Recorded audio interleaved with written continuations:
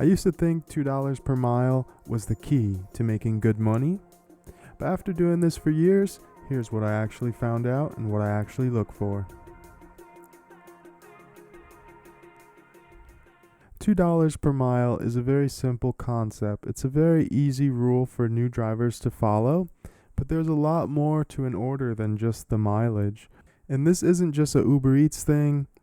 I use this way of thinking across DoorDash, Grubhub, and even Shipt as well. So, what do I actually look at now and why? So, the first thing that I recommend you look at as well, alongside the pay per mile, is the time estimate. But don't take the time estimate at face value, because time might be the biggest thing people overlook. Now, $10 for 5 miles obviously sounds good, but how long will it actually take? You have to consider, what if there's a wait at the restaurant where the order's not ready? What if there could be traffic along your delivery route, or even just picking up the order? And what about if it's to an apartment or a gated community, or to a business, a hotel, 5th floor? What about where you're going to end up after the order? Are you going to have to drive back to a hot zone just to get your next order? For example, I'd rather take an $8 order that'll take me 20 minutes than a $12 order that could take me 45 minutes. If it's for a bad restaurant, or if it's to a 5th floor hotel, or if there's construction along the roadway. All these things you'll want to consider just to make sure you're being as efficient as possible. You got to look at more than just the miles. You're going to want to manage your time more importantly than your mileage. So to elaborate on one of those points, when looking at an order, after looking at the dollar per mile, you're going to want to look at, where is this order taking me? Now, 2 orders can have identical pay and mileage and be completely different. So make sure you ask yourself, where's this order going to take me? Is it an area where I normally get good orders?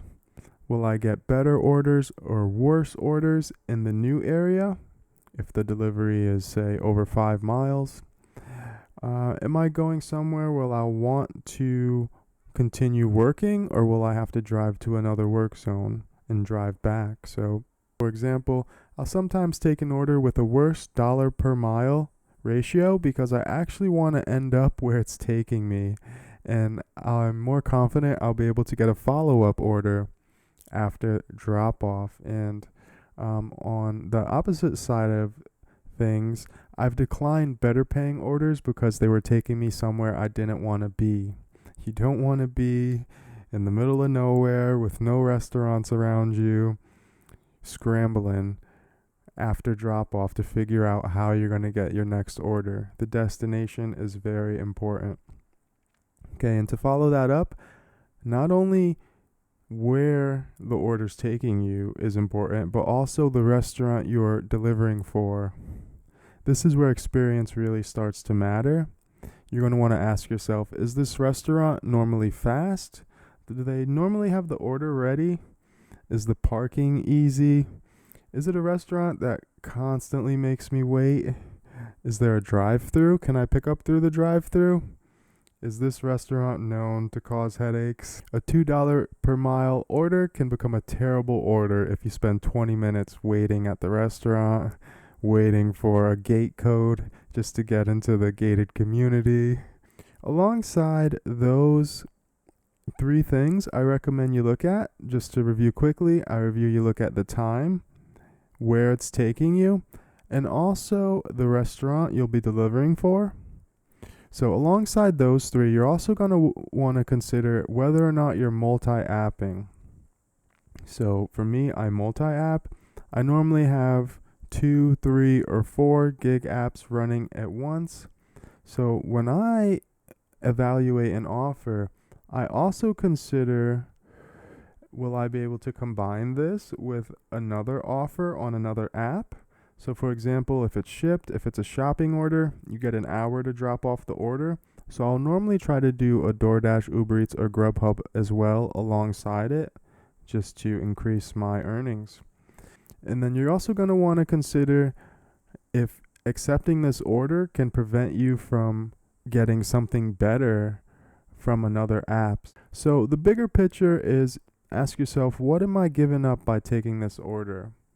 For example, $12 for 6 miles looks great at $2 per mile, but if it takes 40 minutes and puts you in a dead zone, maybe you would have been better off declining it and waiting for something that will not only be closer, but also leave you in a better area. So is $2 per mile a good rule? Yeah, I think it's a useful starting point, but it's not the rule I actually live by anymore. For a new driver, $2 per mile is a simple benchmark that can prevent some terrible orders, but for an experienced driver, you got to start looking at the entire situation. So not only the pay per mile, but also the time, the restaurant, the destination, what other opportunities you may be missing out on, and whether or not you're multi-apping. You have to consider all those factors as well. So if you're a new driver, don't feel like you need to calculate every possible variable on every order. $2 per mile is a good place to start, but as you get more experience, you're going to start recognizing that the best order isn't necessarily the one with the best dollar per mile. Personally, I'm not trying to find the order with the best dollar per mile ratio. I'm trying to find the order that's going to make me the most money for my time. So that's why I don't live and die by the $2 per mile rule anymore. Like I said, it's a good starting point, but there's a lot more I want to know before I accept an order. Let me know what your minimum is in the comments. Is it $1.50? Is it $2, $3 per mile? Or do you use a completely different system?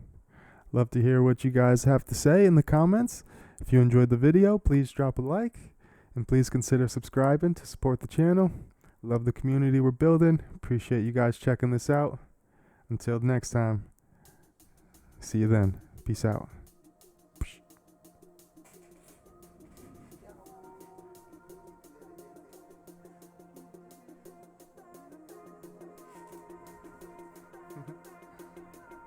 Yeah, buddy.